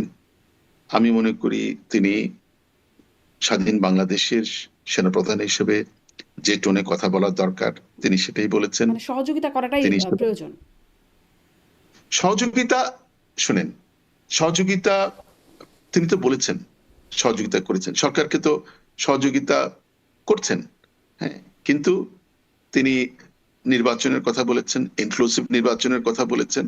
হ্যাঁ, তো আমি আপনার সেই তথ্য সন্ত্রাসী পিনাকির কথা যাচ্ছি, যে এরকম সেনাপ্রধানকে যে হুমকি দিচ্ছে অনলাইনে, তারপরে বিভিন্ন, আমি দেখলাম কালকে হাসনাত আব্দুল্লাহ নামে সাবেক ছাত্রনেতা, সে হুমকি দিচ্ছে। আমি মনে করি এগুলো গণতন্ত্রের জন্য কাম্য নয়। এবং দেশের প্রতি তার আনুগত্য আছে, তার প্রতি তার বাহিনীর আনুগত্য আছে। আমি মনে করি এগুলো গণতন্ত্রের জন্য কাম্য নয়। এবং দেশের প্রতি তার আনুগত্য আছে, দেশের জন্য ভালো নয়। জি, আপনি বলছেন দেশে তার যারা মানে সেনাবাহিনীর সাথে আপনাদের কোনো যোগাযোগ সেভাবে হচ্ছে না। তাহলে রিফাইন্ড আওয়ামী লীগের যে প্রস্তাবনাটা আসছে সেটা কি? রিফাইন্ড আওয়ামী এইটা লীগের যেটি শোনা যাচ্ছে সাবের হোসেন চৌধুরী, শিরিন শারমিন চৌধুরী, তাপস ব্যারিস্টার তাপস হয়তো তাদেরকে নিয়ে একটা চিন্তাভাবনা। এটি আসলে এই ধারণাটা no, কেন? আমি আপনাকে বলি, এগুলো টোটালটাই হচ্ছে এদের বানানো। যে ছেলেগুলো আজকে বাংলাদেশে একটা ইস্যু সৃষ্টি করতে চায়, তারা আওয়ামী লীগকে বোকা বানাতে চায়। বাংলাদেশ আওয়ামী লীগের প্রধান জাতির পিতা বঙ্গবন্ধু কন্যা শেখ হাসিনা, সমস্ত আওয়ামী লীগ তার সাথে ঐক্যবদ্ধ। সেখানে এই নামগুলো কোত্থেকে পেল? এই নামগুলো তারা প্রচার করে আওয়ামী লীগের মধ্যে এক ধরনের ধূম্রজাল সৃষ্টি করার চেষ্টা করছে যে ও কিন্তু সেনাবাহিনী তো এটার কোনো প্রতিক্রিয়া দিল না এখনো পর্যন্ত। মানে এটি নো নো সেনাবাহিনীর, আপনাকে একটা কথা বলি, সেনাবাহিনী এটা কি একটা পলিটিক্যাল ফোর্স যে প্রতিক্রিয়া দিবে? রাস্তাঘাটের লোক কতজনের কত আইএসপিআর তো কিছু বলে। জাতিসংঘের যেমন ভলকার তোর যখন বললেন সেটার একটা প্রতিক্রিয়া ওইটা দিল। ওইটা ওইটা ওইটা একটা একটা আন্তর্জাতিক প্রতিষ্ঠান একটা কথা বলেছে, কিন্তু বা সেনাবাহিনীকে বা প্রতিদিন ইভেন ভারতীয় গণমাধ্যমে যখন সেনাবাহিনীর মধ্যে কুয়ের খবর প্রচার করা হচ্ছে সেটার একটা প্রতিক্রিয়া দিচ্ছে। এরকম খবর সেটা সেনাবাহিনীকে প্রচার করা না হচ্ছে, না সেনাবাহিনী না রাস্তাঘাটে না না টহলে থাকছে। না না শুনেন, প্রতিটা ঘটনায় তো তার প্রতিক্রিয়া দেওয়ার সুযোগ কম, এটা বাস্তবিক করতে। আপনি কি প্রতি মুহূর্তে অনেক, এটা তো একটা গুরুত্ব, একটা প্রপার ইম্পর্টেন্সেরও দরকার আছে। এটা কোনটাকে আপনি কগনিজেন্সে নিবেন, কোনটা আমলে নিবেন, কোনটা নিবেন না। সেনাবাহিনীর কাছে ভবিষ্যতে হয়তো, আমি প্রতিক্রিয়া জানাচ্ছি না, এটা তো তাদের ব্যাপার, তারা যে জানাবে না সেটা তো আমি বলছি না, কিন্তু আমার কাছে যেটা মনে হচ্ছে, তাদের কাছে মনে হচ্ছে যে এটা ওরকম গুরুত্বপূর্ণ বিষয় নয়। তবে আমি মনে করি এটা বিষোদ্গার করা হচ্ছে। আর এটা যে কথাটা বলছে যে রিফাইন্ড আওয়ামী লীগ, রিফাইন্ড আওয়ামী লীগ কি? সে আওয়ামী লীগ তো একটা রিফাইন্ড কি? আওয়ামী লীগ কি একটা আচ্ছা, কমোডিটি? মানে স্পষ্ট আপনি রিফাইন্ড আমেরিকার ধারণাটাকে একদমই মানে বাতিল করে দিচ্ছেন। মানে এটা কি আসলে গুরুত্বপূর্ণ বিষয় নয়? কারণ আপনি যে পিনাকি ভট্টাচার্যের কথা বলছেন, তিনি যখন বলছেন তখন বঙ্গবন্ধুর বাড়িতে ভাঙচুর চালানো হচ্ছে, সেনাবাহিনী দাঁড়িয়ে থেকে দেখছে, কিছু করতে পারছে না। মানে তার কথায় অনেক কিছু হচ্ছে, এমনকি সরকার পতনের একটা মূল চালিকা শক্তির মধ্যে অন্যতম হিসেবে তাকে স্বীকৃতি দেওয়া হয়। মানে এই অবস্থানে তিনি আছেন। তিনি যখন এগুলো বলছেন এবং তার প্রেক্ষিতে সেনাবাহিনী দেখেছে, সেনাবাহিনীর সাথে আলাপ হয়েছে, এই বিষয়গুলো একদম প্রকাশ্যে বলছে, এগুলো আসলে গুরুত্বপূর্ণ না? সেনাবাহিনী যদি মিথ্যা হয় এই বিষয়ে একটা প্রতিবাদ না জানানোর। দেখুন, আমি আপনাকে বলি, যে সংঘবদ্ধ গোষ্ঠীটা যারা এখন রাষ্ট্রীয় ক্ষমতায় আছে, রাষ্ট্রীয় ক্ষমতা অবৈধভাবে দখল করেছে, তারা কিন্তু, আমি আপনাকে বলি, এই পিনাকিটা হচ্ছে একটা উপলক্ষ। পিনাকে কি দিয়ে, পিনাকি সিদ্ধান্ত কিন্তু এখান থেকে যায়, পিনাকির মাধ্যমে তারা এটা প্রচার করে। কোথা থেকে আমি যায়? মনে করি না যে, আমি মনে করি না যে পিনাকি সে সিদ্ধান্ত দেয়। সিদ্ধান্ত কোথা সিদ্ধান্ত থেকে? কিন্তু ঢাকাতে যারা এখন ক্ষমতা দখল করেছে তাদের কাছ থেকে যায়। তারা পিনাকিকে বলে, একটা অ্যালায়েন্স আছে, কিন্তু এটা বিশ্বাস করার কোনো কারণ নেই যে পিনাকি সকল সিদ্ধান্ত দিচ্ছে, সেই সিদ্ধান্ত বাস্তব নয়। সেখানে যদি পিনাকি যদি সিদ্ধান্ত দিত, হোয়াট ডক্টর ইউনূস ডিড, তার স্বরাষ্ট্র মন্ত্রণালয় কি করেছে, তার পুলিশ বাহিনী কি করেছে? তারা তো একটা রাষ্ট্রে, যে বাড়িতে স্বাধীন বাংলাদেশের জন্ম, যে বাড়িতে 1971 সালের 26শে মার্চের প্রথম প্রহরে জাতির পিতা বঙ্গবন্ধু সেই বাড়ি থেকে স্বাধীনতা ঘোষণা করেছেন, যে সেই বাড়িটা, যেটাকে এটা এখন আর বাড়ি না, এটা একটা মিউজিয়াম, সেই মিউজিয়ামটাকে ঢাক ঢোল পিটিয়ে আপনার জি, একদম যেটা আমরা বুলডোজার দিয়ে দেখেছি, গুড়িয়ে একদম গণমাধ্যমে দেখেছি এবং তারপর কিছুই করেন নাই, দুটো বিবৃতি দিয়েছেন, আমরা সেটা দেখেছি। কিন্তু আমি আসলে এই প্রশ্নটা আপনার কাছে মানে করছিলাম যেটা, মানে মানে কে করবে? মানে আপনি বলছেন মানে আমরা সরকার, বিবৃতি, ডক্টর ইউনূস সরকার কি করেছে, তাই আমি ও সেক্ষেত্রেই বলছিলাম। না না, কিন্তু কিন্তু আমি আপনাকে কথা বলি, আমি একটা উত্তর দেই। ধরেন পরবর্তী সরকার এসে ডক্টর ইউনূসকে জেলে পাঠালো, বিচার করলো, বা কথার কথা ফাঁসি দিল, এতে কি এই যে শত শত মানুষকে হত্যা করা হলো, এই দেশের অর্থনীতি ধ্বংস করে দেওয়া হলো, আপনি বাংলাদেশ কোথায় ছিল, কোথায় শেখ হাসিনা নিয়ে আসছে? আমাদের এখনকার সর্বশেষ বাজেট ছিল কত? 7,97,000 কোটি টাকা। আপনার ওই ইউএন ফোর্সের কথা বলে না, ইউএন পিস কিপিং মিশনের 23 বছরে মাত্র 23,000 কোটি টাকা। 23 বছরে মাত্র 23,000 কোটি টাকা বাংলাদেশ পেয়েছে ইউএন মিশনে। আর আমার প্রতি বছরের বাজেট 7,97,000 কোটি টাকা। আর কিছু লোক এই দেশটাকে ব্ল্যাকমেলিং করে তারা এই দেশটাকে ধ্বংস করে দিল, দেশের অর্থনীতি শেষ করে দিল। আপনি দেখেন বাংলাদেশে আজকে শত শত গার্মেন্টস ফ্যাক্টরি বসে গেছে। ঢাকায় অনেক ছোটখাটো সেকেন্ডারি, টার্সিয়ারি অনেক ছোটখাটো কোম্পানি আছে যারা বড় বড় কর্পোরেট হাউসের উপর ডিপেন্ডেন্ট। যেহেতু কর্পোরেট হাউসগুলোর ব্যবসা বন্ধ, সেই ছোটখাটো কোম্পানিগুলোর ব্যবসা বন্ধ, সব দেশটাকে শেষ করে দিচ্ছে। আমি এই অভিযোগগুলো যেমন যারা আপনারা করছেন, করলো এই অভিযোগগুলো তাদেরকে যেমন খুব বিচার অস্বীকার করলে করবার জায়গা নাই। জি সেলিম মাহমুদ, আমি খুব এই নিয়ে খুব তর্কে যাচ্ছি না, কারণ আপনি যে প্রসঙ্গগুলো বলছেন, হ্যাঁ আমরা জানি অনেক কোম্পানি বন্ধ হয়ে গেছে, বড় বড় গার্মেন্টস বন্ধ হয়েছে, মানে অনেক মানুষ বেকার হয়ে গেছে, সেই বাস্তবতাগুলো আছে। কিন্তু একই সাথে আপনাদের বিরুদ্ধে যখন অভিযোগ আসছে যে আপনাদের এক এস আলমী লক্ষ কোটি টাকা পাচার করে নিয়ে যাচ্ছে, তার বিরুদ্ধে তদন্তটা পর্যন্ত সেই আমলে থামিয়ে দেওয়া হচ্ছে, যে তদন্তও করা যাবে না, এই বিষয়গুলো যখন হচ্ছে আপনারা, জি সেই অভিযোগগুলো আপনারা কিভাবে কাটাবেন? আমি আপনাকে একটা কথা বলি। ওপেন মার্কেট ইকোনমিতে অনেক অনেক বড় বড় কর্পোরেট হাউস থাকে, অনেক বড় বড় ফরেন কর্পোরেট, বড় বড় ব্যবসায়িক গ্রুপ, তাদের ফ্যাসিলিটিস থাকে। প্রথমত এস আলম যে গ্রুপের কথা বলছেন, এটা কি কোনো একটা পলিটিক্যাল ইনস্টিটিউশন? সেটা তো না। হ্যাঁ, আমি তর্কের খাতিরে মানলাম, আমি কাউকে ডিফেন্ড করছি না, আবার কাউকে আমি মানে ডিসক্রিশনারি ওয়েতে আমি সাবজেক্টিভলি আমি তাকে ব্লেমও করছি না। আমি একটা পলিটিক্যাল জায়গায় আছি।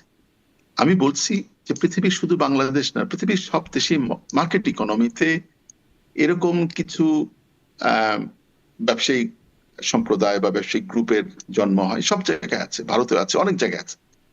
এখন সেখানে কিছু কিছু স্ক্যাম হতে পারে, এবং কিন্তু তার জন্য সে তো আওয়ামী লীগের কেউ না, সে তো সরকারের কেউ না।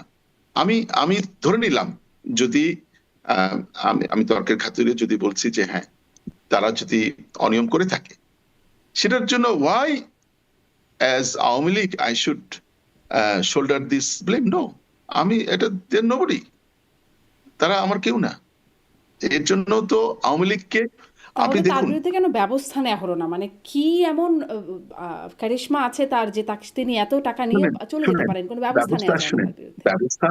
ব্যবস্থা যদি কোনো মামলা হতো, সে মামলা প্রচলিত আইনে দেখুন, যদি কোনো মামলা হতো, সে মামলায় সরকার তো কোনো স্পেসিফিক এলিগেশন কি এসছে মানে যে মিডিয়াতে বা যে এস আলম এই কাজটা করেছে, সেখানে মামলা হচ্ছিল, সেখানে সরকার ইনফ্লুয়েন্স করেছে, সে মামলা চলবে না, সেটা তো না। এস আলম একটা ইন্ডিপেন্ডেন্ট একটা বিজনেস গ্রুপ, মানে তাকে তারা দ্রুত তাদের অন্যান্য আবেদনের প্রেক্ষিতে তার নাগরিকত্ব, তিনি বাংলাদেশের নাগরিকত্ব প্রত্যাহার করেছেন, সেটিও খুব দ্রুত করা হয়েছে। মানে তার জন্য যেন সবকিছু খুব সহজ ছিল। তার বিরুদ্ধে আদালত বলে দিল তার বিরুদ্ধে তদন্তও করা যাবে না তার পাচার সংক্রান্ত। শুনেন, আমি একটা কথা আপনাকে বলি, সেটার জন্য তো অ্যাজ এ হোল সরকার দায়ী না, এটা আমাদের সিস্টেম, হ্যাঁ কে দায়ী? সিস্টেমই আমাদের। কে দায়ী? শুনেন, পৃথিবীর ওয়েস্টার্ন ওয়ার্ল্ডেও যার টাকা আছে সে জুডিশিয়াল সিস্টেমকে, অ্যাডমিনিস্ট্রেটিভ সিস্টেমকে সে ইনফ্লুয়েন্স করতে পারে, সেটাই তো বাস্তবতা। সারা পৃথিবীতে হয়, আমেরিকাতে হয়, সেটা তাদের কাছে টাকা আছে, তারা হয়তো সিস্টেমকে ম্যানিপুলেট করেছে, হ্যাঁ, কিন্তু তার জন্য পলিটিক্যালি আওয়ামী লীগকে ব্লেম করা যাবে না। এই কথাটা আমি বলছি। কিন্তু সরকার যদি তার প্রতি মানে মমত্ববোধ না থেকে যদি বিরূপ থাকতো, তাহলে হয়তো টাকা থাকলেও সে কি পার পেত? আমি আপনাকে একটা কথা বলি, ইজ দেয়ার এনি ইনস্ট্যান্স যে সরকারের ইন্ডিপেন্ডেন্ট কোনো বডি তার বিরুদ্ধে, সরকারি ইন্ডিপেন্ডেন্ট বডি অনেকগুলো আছে, তার বিরুদ্ধে কোনো ব্যবস্থা নিচ্ছে, সেখানে সরকার হিসেবে বা পলিটিক্যাল অথরিটি আওয়ামী লীগ কোনো বাধা দিচ্ছে? নো, এরকম ঘটনা নাই। শুনেন, যার কাছে টাকা আছে তার সিস্টেমকে ম্যানিপুলেট করতে চায় এবং করেও।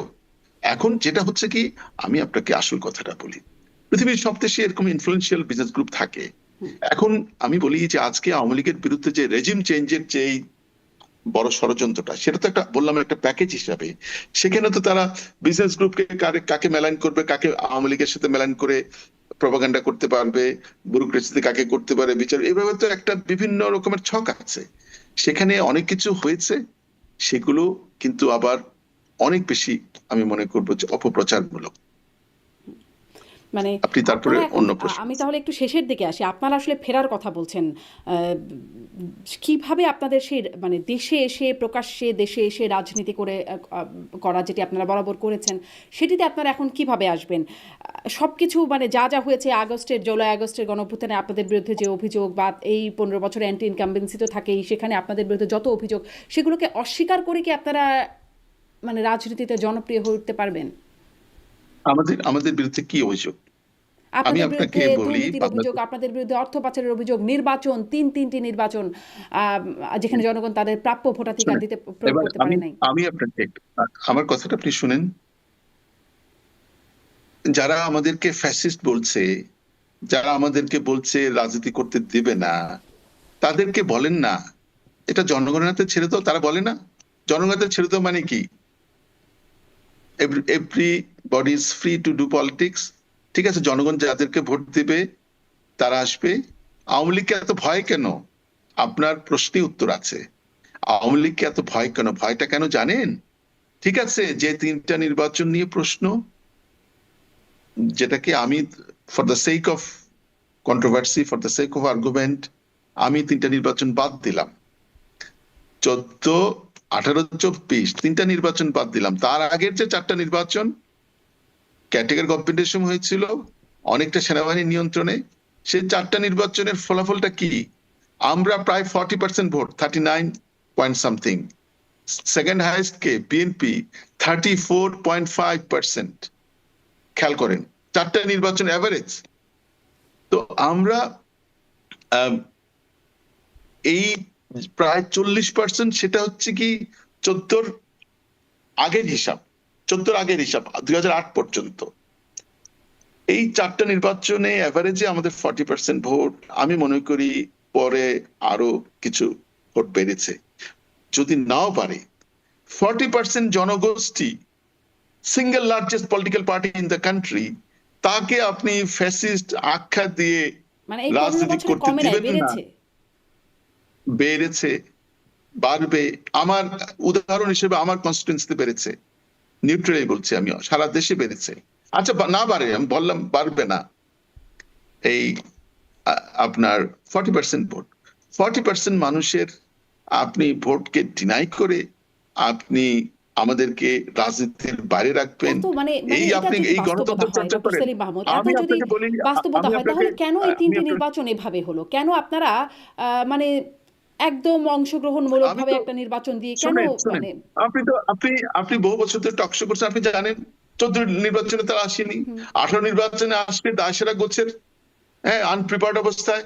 24 ইলেকশনে তারা আসেনি, হ্যাঁ, তারা তাদেরকে তো আসলে আসে দায়সারা বারবার অবস্থায়, তাদের অনেক দোষ, তারা আসলে দায়িত্ব নিয়ে বা নির্বাচন বিতর্কিত করবার জন্য তারা এসেছে, এই কথাগুলো তারা বলেছে। এবারে আচ্ছা, আমরা এটা আমার জানি, আমার কিন্তু ডক্টর সেলিম মাহমুদ, কিন্তু রাতে কেন ভোটের কারচুপি এত হলো? রাতে রাতে তো আমরা ভোট করিনি, আমরা তো সকালবেলা এমনি পাস গিয়ে দেখা করলাম, যাচ্ছে রাতে বাক্স ভর্তি, ভোটের বাক্স ভর্তি। বিবিসি সাংবাদিক গিয়ে না দেখছেন যে সকালবেলা বাক্স না না ভর্তি, এটা শতাধিক শুনেন, কেন্দ্রে এই একদম শতভাগ ভোট পড়ছে। no, no, আমি আপনাকে বলি, এই অভিযোগ করছে ঠিক নির্বাচনের পরের দিন। নির্বাচনের দিন কেউ কথা বলেনি সারা দেশে। যদি একসাথে এরকম ঘটনা ঘটতো, কথার কথা আমি বলছি, কেউ একটা ভিডিও করলো না, কেউ একটা ছবি তুললো না, কিন্তু একজন খোদ বিবিসির ইয়াং নির্বাচন সাংবাদিক কমিশনের পরের দিন। ওয়েবসাইটে, দেয়া আছে, হ্যাঁ, আপনি বললে আমি এখনো দেখাতে পারি, যে শতাধিক কেন্দ্রে শতভাগ ভোট পড়েছে, এবং কত 2 শতাধিক কেন্দ্র বা কত, আমি ঠিক একদম এক্সাক্ট নাম্বারটা বলতে পারবো না, কিন্তু আপনি বললেই আমি বের করতে পারবো। আমি একাধিক অনুষ্ঠানে এটা না, আমি রেফারেন্স আপনাকে দিয়েছি। বলি, আমি কথাটা বলি, এই শুধু এটা বাংলাদেশ নয়, এই পাক ভারতের এই নির্বাচন ইতিহাস যদি দেখেন, এরকম স্থানীয় পর্যায়ে অনেক রিগিং হয়। যে ক্যান্ডিডেট এখন স্থানীয় পর্যায়ে রিগিং হয়তো হয়েছে, আপনার আপনার জেনারেল জিয়ার সময় এরকম কি হয়েছিল, আপনার ভোটের যে ধরেন ভোট ছিল সেখানে 6,000, ভোট পড়েছে 7,000, ব্যালট পেপারে ছিল 6,000। তো সেটা তো কোনো কথা না। আমার কথা হচ্ছে যে সেই দেখেন, আমরা বললাম 3টা নির্বাচনকে, কথার কথা, আমরা ডিফেন্ড করছি আমাদের জায়গা থেকে, আমরা ডিফেন্ড করবোই, সারা জীবন করে যাব। তারপরে আমি আপনার কথায় আসলাম, ঠিক আছে, ওই সেই যারা আমাদেরকে বলছে যে আমরা রাজনীতি করতে পারবো না, তাদের উদ্দেশ্যে বলছি, ঠিক আছে, তোমরা বলছো যে 3টা নির্বাচন কন্ট্রোভার্সিয়াল ছিল, মানলাম, তোমাদের কথাই মানলাম। 3টা নির্বাচন বাদ দিয়ে 4টা নির্বাচনে যেটা তত্ত্বাবধায়ক সরকার নির্বাচন হয়েছিল, সেটার ফলাফল কি? সেখানে তো আমরা 40% ভোট পেয়েছি। সেই 40%, এই 40% জনগোষ্ঠীকে বাদ দিয়ে আপনি দেশে গণতন্ত্র করবেন, নির্বাচন করবেন, জি, সেটার কোনো সুযোগ সেটা নাই, কি সেটার কোনো সুযোগ গণতান্ত্রিক? নেই, সেটা স্পষ্ট। ফেসিস্ট এখন তাহলে ফেসিস্ট কে? আমি আপনাকে প্রশ্ন করি, তারাই ফেসিস্ট। আজকে যারা আমাদের মেয়েরা মিছিল করার কারণে তাকে অত্যাচার করছে, নিষ্পেষণ করছে, নির্যাতন করছে, আওয়ামী লীগ করতে দিবে না, কোনো মানুষকে মিছিল করতে দিবে না, জয় বাংলা বলতে দিবে না, ফেসিস্ট কারা? তারাই তো ফেসিস্ট। আপনি সাংবাদিক বুকে হাত দিয়ে বলেন যে প্রত্যেকটা টেলিভিশন হাউস কি করেছে? দখল করেছে চটদল। ফেসিস্ট কারা? আওয়ামী লীগ করেছে? এই যে বাংলা ভিশন কার মালিক কে? বিএনপির নেতা আপনার সাদেক হোসেন খোকা। বিএনপির হাউস ছিল না? অনেক বিএনপি ব্যবসায়ীরা ব্যবসা করে না? আওয়ামী লীগের সকল ব্যবসায়ী, শুধু আওয়ামী লীগ না, আজকে দেশের ব্যুরোক্রেসি ধ্বংস করে দিয়েছে। ব্যুরোক্রেসি কিভাবে চালাচ্ছে জানেন? বিভিন্ন মন্ত্রণালয়ের সচিবদেরকে অ্যাপয়েন্টমেন্ট দিয়েছে যারা 10 বছর আগে রিটায়ার করেছে, 7 বছর আগে চুক্তিভিত্তিক নিয়োগ, আউটসোর্সিং। আর যত প্রফেশনাল অফিসার আছে তাদেরকে বের করে দিয়েছে। পুলিশ সার্ভিসে যত নিউট্রাল অফিসার আছে, আমার এক classmate Anwar Hossain, additional IG, সে কোনো রাজনীতি করতো না, প্রফেশনাল অফিসার, ফোর্স রিটায়ারমেন্ট। আমার ডিপার্টমেন্টে আমার আরেক ভাইয়ের মতো Selim Mohammad Jahangir, additional IG, very much professional officer, চাকরি নাই। কত এরকম অফিসার, তারা আওয়ামী লীগ করেন না, ছাত্রলীগ করেন না, কোনোদিন কিচ্ছু না। কেন জানেন? অর্থাৎ তারা এই বাহিনীটাকে শুধুমাত্র বিএনপি জামাতের লোক ছাড়া কেউ থাকতে পারবে না, কাউকে তারা বিশ্বাস করে না। এবং স্বরাষ্ট্র সচিব চুক্তিভিত্তিক, পুলিশের আইজি চুক্তিভিত্তিক, ঢাকার কমিশনার চুক্তিভিত্তিক, সকল আর অসংখ্য অফিসার পলাতক, তার স্টেশনে নাই। এটা তো দুর্ভাগ্যজনক। এই গণতন্ত্র, এই স্বাধীন বাংলাদেশ, এই যে টেলিভিশনে আমি শুনছি, মাঝে মাঝে দেখছি, তারা কি চোখে টিনের চশমা লাগিয়ে রেখেছে কি হচ্ছে? আর আমাদেরকে ফ্যাসিস্ট বলছে। ডক্টর ইউনূস শুধু বাংলাদেশ নয়, পৃথিবীর সবচেয়ে বড় ফ্যাসিস্ট। এবং এটা পৃথিবীর জন্য একটা দুর্ভাগ্যজনক, এরকম একটা ব্যক্তি শান্তিতে নোবেল পেয়েছে, যিনি গণহত্যার প্রশ্ন দিয়েছেন চোখের সামনে, যিনি একজন শিক্ষক ছিলেন। তিনি যে বিশ্ববিদ্যালয়ের শিক্ষক ছিলেন, আমি সেই বিশ্ববিদ্যালয়ের শিক্ষক ছিলাম। তিনি যেখান থেকে চোপড়া গ্রাম থেকে সেই গ্রামীণ ব্যাংকের কাজ শুরু করেছেন, সেই বিশ্ববিদ্যালয়টা সেই গ্রামে অবস্থিত। তার কলিগদের সাথে আমার কথা হয়েছে, আমি সেটা বলছি না, কিন্তু তিনি একজন শিক্ষক হয়ে এরকম গণহত্যাকে তিনি উস্কে দিলেন। তার সামনে জাতির পিতা বঙ্গবন্ধুর ভবন, যেটা মিউজিয়াম, সেটা ঘুরিয়ে দিল। তিনি সেটা করতে দিলেন না, নির্দেশনা দিয়েছে, সেটা তো ইতিহাস বলবে। জি, আমি এটাই বলছিলাম, এরকম অনেক অনেক মানে এই অভিযোগগুলো যেমন আপনারা করছেন, এরকম অনেক অনেক অভিযোগ আপনাদের বিরুদ্ধে আছে। আপনারা এখন সেই অভিযোগগুলোকে মাথায় নিয়ে বা অভিযোগগুলোকে অস্বীকার করে আপনারা ফিরবেন কি করে? আপনাদের নেতারা সবাই মূলত, বা বড় নেতারা অলমোস্ট সবাই দেশের বাইরে রয়েছেন, আপনারা ফিরবেন কি করে? পরিকল্পনা কি? ফিরবেন কি করে? আমি আমার দেশে যাব, ফিরবেন কি করে? মনে হচ্ছে যেন আমি বিদেশি, আমি দেশে। শুনেন, যারা ওই যে ছেলেটা এখন উপদেষ্টা আসিফ, তার ইন্টারভিউ দেখছিলাম, সে বলছে যে 5ই আগস্টের আগে সে আমেরিকান এমবিসিতে যোগাযোগ করেছে যে পরবর্তী প্রধান উপদেষ্টা কে হবে বা পরবর্তী সরকার প্রধান কে হবে। তো আপনি তো বুঝে নেন যে রেজিম চেঞ্জের কথা বলছি, যে কথাগুলো আমাদের নেত্রী বলে আসছে, যে কথা এখন প্রেসিডেন্ট ট্রাম্প বলছেন, সেটা সত্য, তারাই তো বলছে। আপনারা আমেরিকান এখন এমবিসির যোগাযোগ কনভারসেশন করছেন সেলিম মাহমুদ? আমরা যোগাযোগ করব। আমরা এদেশের মানুষের উপর আমাদের আস্থা আছে, এদেশের মাটির উপর আস্থা আছে, বঙ্গবন্ধুর যে আদর্শ, সে আদর্শের উপর আস্থা আছে, এদেশের মানুষ সাথে আছে। আমরা আবার রাজনীতি শুরু করব, এবং আমরা তো করছি, রাজনীতি করছি। মানে আপনি তাহলে আমাদের আপনারা দেশে ফিরবেন, সেই প্রক্রিয়াটা কি বা কিভাবে যাবেন, কবে যাবেন, সেটির এখনো কোনো নির্দিষ্ট সময়সীমা বা কোনো পরিকল্পনা আপনাদের নেই? আমরা অবশ্যই যাব। এদেশের মানুষ আমাদের জন্য অপেক্ষা করছে। দেখুন, আপনাকে যদি আমাদের আমি নেত্রী ডিসেম্বর পর্যন্ত একটা পূর্বাভাস দিতে বলি, ডিসেম্বরে নির্বাচন হবে কি হবে না এ নিয়ে কথা হচ্ছে, যদি একটা পূর্বাভাস দিতে বলি, আপনি কেমন দেখেন দেশের রাজনৈতিক পরিস্থিতি? দেশের রাজনীতি শুনেন, রাজনীতি তার গতিপথ, সঠিক পথ বেছে নিবে। আমি এতটুকু বলি, আমি আমার উইজডম দিয়ে বলছি, রাজনীতি তার গতিপথ বেছে নিবে। এটার কোনো শর্টকাট ওয়ে নাই, তার গতিপথ বেছে নিবে এবং জনগণ তার সঠিক জবাব দিবে। গণতন্ত্র বাংলাদেশে, এই গণতন্ত্র আবার ফেরত আসবে। গণতন্ত্র হত্যা করা হয়েছে 5ই আগস্ট, এবং বাংলাদেশে যে গণহত্যা হয়েছে সেই গণহত্যার জন্য আহ, পৃথিবীর অনেক সভ্য জাতি তারা এই তথ্যগুলো অনেক পরে পেয়েছে। অনেকের সাথে আমরা কথা বলছি, এই তথ্যগুলো, এই যে বাংলাদেশ, আপনি তথ্যের কথা বলছেন, অসংখ্য তথ্য আছে। সারা দেশের বিভিন্ন জায়গায় আহ মানুষকে হত্যা করা হয়েছে, বিশেষ করে আমাদের রিলিজিয়াস জি মাইনরিটিস, বিশেষ করে হিন্দু কমিউনিটির উপর যে অত্যাচার নিপীড়ন, সেটার জন্য সারা পৃথিবীতে আলোচনা হয়েছে। এবং সেখানে কিন্তু শুধু ধর্মীয় সংখ্যালঘু নয়, সবার কথা বলা হয়েছে। এইভাবে যে আপনার রাজনৈতিক কারণে, যে আপনার যে 1950 সালের যে গণহত্যা কনভেনশন, সেখানে তো বলা হয়েছে আপনি যদি কোনো গোষ্ঠী, কোনো গ্রুপ, কোনো সম্প্রদায়কে টার্গেট করে তাকে হত্যা সহ নানা ভাবে নির্মূল করার চেষ্টা করেন, সেটা কিন্তু ক্রাইম এগেইনস্ট পারসিকিউশন, হিউম্যানিটি গণহত্যা। জেনোসাইড। জি, ডক্টর সেলিম মাহমুদ, একদম শেষের দিকে আমি ভাবছিলাম এটি শেষ প্রশ্ন করব, কিন্তু একটা প্রশ্ন মনে হলো একটু জিজ্ঞাসা করে রাখি। যে যুক্তরাষ্ট্রের গোয়েন্দা প্রধান তুলসী গ্যাবার্ড সম্প্রতি একটা মন্তব্য করেছেন বাংলাদেশের প্রসঙ্গে, ইসলামিক টেরোরিজম, ইসলামিক খেলাফত, এই প্রসঙ্গগুলো বলেছেন। একটা কথা হচ্ছে যে তিনি দিল্লিতে সাবেক প্রধানমন্ত্রী শেখ হাসিনার সাথে দেখা করেছেন, এরকম কিছু হয়েছে কি? এটা আমি শুনেছি দেখা করেছেন, কিন্তু সেটা এ নিয়ে আহ আমাদের নেত্রীর সাথে আমার কোনো কথা হয়নি। কিন্তু আপনি যেভাবে শুনেছেন আমিও শুনেছি, কিন্তু এই নিয়ে আমি কোনো অফিসিয়াল তথ্য আমি জানি না, কিন্তু আমি শুনেছি জি, ডক্টর সেলিম মাহমুদ, বিভিন্ন আমার মনে হয় সূত্রে। আজকে অনেক লম্বা একটা প্রোগ্রাম আমরা করলাম। আপনার কাছে নিশ্চয়ই সামনে আরও অনেক অফিসিয়াল তথ্য আসবে, আপনি নিশ্চয়ই তথ্য সমৃদ্ধ আরও অনেক আলোচনার সুযোগ আপনার সাথে আমি পাবো।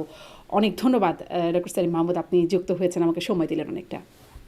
না, আপনাকে অনেক ধন্যবাদ। আমি কথা বলতে বলতে কিছুটা উত্তেজিত হয়ে গেছিলাম, আমাকে আপনি ক্ষমা করবেন। একদম না, আপনি ভালো থাকবেন। অনেক ধন্যবাদ, আপনিও ভালো থাকবেন। তবে তবে আমি শেষ কথাটা বলি, যে বাংলাদেশের জনগণের জন্য আমরা, বাংলাদেশ আওয়ামী লীগের প্রতিটি নেতা কর্মী সমর্থক, আমরা বাংলাদেশকে ভালোবাসি। আমরা এদেশের যা কিছু অর্জন, যা কিছু সাফল্য, এটা কিন্তু জাতির পিতার হাত দিয়ে এবং তার কন্যা শেখ হাসিনার হাত দিয়ে হয়েছে সবকিছু। তো এই জন্য আমাদের নেত্রী অবশ্যই তিনি সঠিক সময়ে আবার দেশে ফিরবেন এবং দেশের মানুষের জন্য, যে দেশকে তিনি আহ ক্ষুধা, দারিদ্র এগুলো অ্যাড্রেস করে ডেভেলপমেন্ট এবং প্রোগ্রেসের জায়গায়, একেবারে উন্নয়নশীল বিশ্বের পিক জায়গায় নিয়ে গেছিলেন, সেই দেশটাকে কিন্তু একেবারে পাহাড় থেকে গর্তে ফেলা হলো। তিনি আবার দেশে ফিরে গিয়ে এই দেশটাকে আবার ঠিক করবেন জি, এবং মানুষের জন্য আবার কাজ করবেন। অনেক ধন্যবাদ ডক্টর সেলিম মাহমুদ, অনেক ধন্যবাদ যুক্ত হওয়ার জন্য।